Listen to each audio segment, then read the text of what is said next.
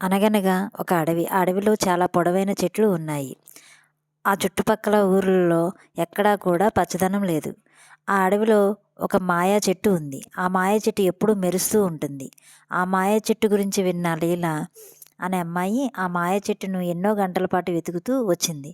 ఈ మాయా చెట్టు దగ్గరకు వచ్చేటప్పటికి అద్భుతం జరిగి ఆగిపోయింది.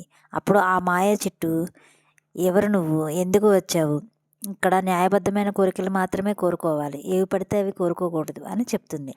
అప్పుడు లీలా, నేను న్యాయబద్ధమైన కోరిక కోరడానికే వచ్చాను, నేను మా ఊరి వాళ్ళందరి కోసం వచ్చానంది. అప్పుడు ఆ చెట్టు, నేను నిన్ను పట్టుకొని నువ్వు న్యాయబద్ధమైన కోరిక కోసం వచ్చావో లేదో కనిపెడతానని చెప్తుంది. మా ఊరిలో అసలు పచ్చదనం అనేదే లేదు, కాబట్టి నువ్వు మా ఊరిలో అంతా పచ్చగా పూలతో, అలాగే జంతువులు, ప్రజలు అందరూ హ్యాపీగా ఉండేలాగా దీవించాలని చెప్తుంది. అప్పుడు ఆ చెట్టు, నీ కోరికను నేను తప్పకుండా నెరవేరుస్తాను అని చెప్తుంది. అన్న వెంటనే ఆ ఊరిలో మొత్తం పచ్చదనం పూలతో నిండిపోతుంది. జంతువులన్నీ చాలా సంతోషిస్తాయి. అప్పటి నుంచి లీల ఆ చెట్టుకి కృతజ్ఞతలు చెప్పి అక్కడి నుంచి వెళ్ళిపోతుంది. కానీ లీలకి అప్పుడప్పుడు ఆ మాయా చెట్టు చేసిన ఉపకారం మర్చిపోకుండా గుర్తుపెట్టుకుంటుంది. ఈ వీడియో నచ్చితే లైక్ చేయండి, షేర్ చేయండి.